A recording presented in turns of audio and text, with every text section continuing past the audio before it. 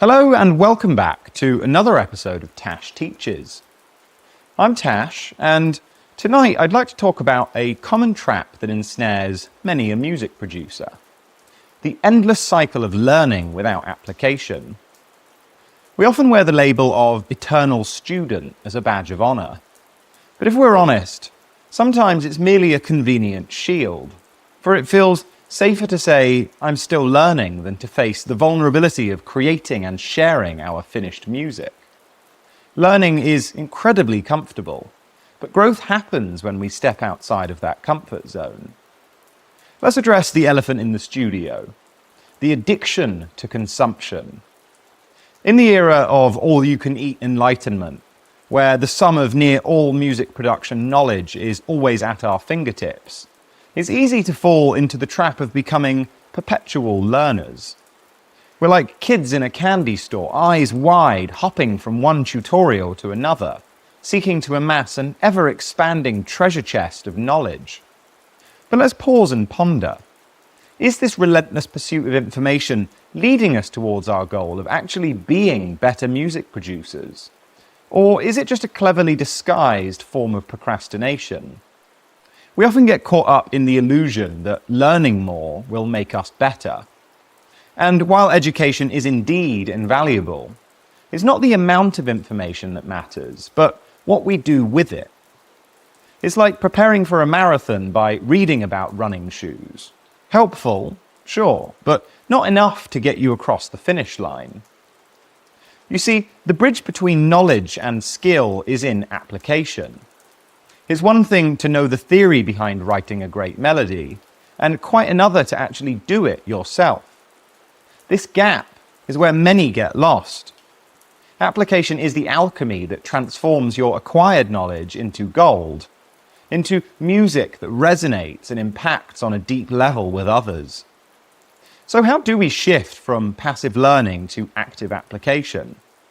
Well, here are three concepts that may serve as a rather helpful roadmap.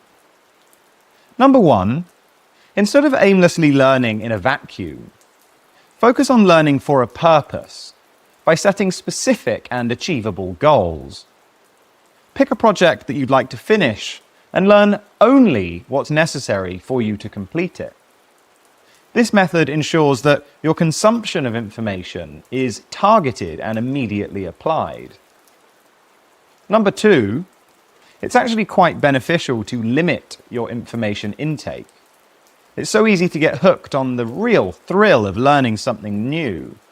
That dopamine hit when we uncover a new mixing technique or a sound design trick is genuine. So the next time you find yourself on YouTube watching your 100th tutorial of the week, ask yourself, how will I actually use this in my music today? Try imposing a limit on your research time each week. For every hour spent in learning, perhaps dedicate 2 to application. And finally, number 3 is to share your work. You must be brave and decide that a track is finished. Share your music with others even if it's not what you deem to be perfect. Feedback, whether positive or negative, is a really powerful tool for growth.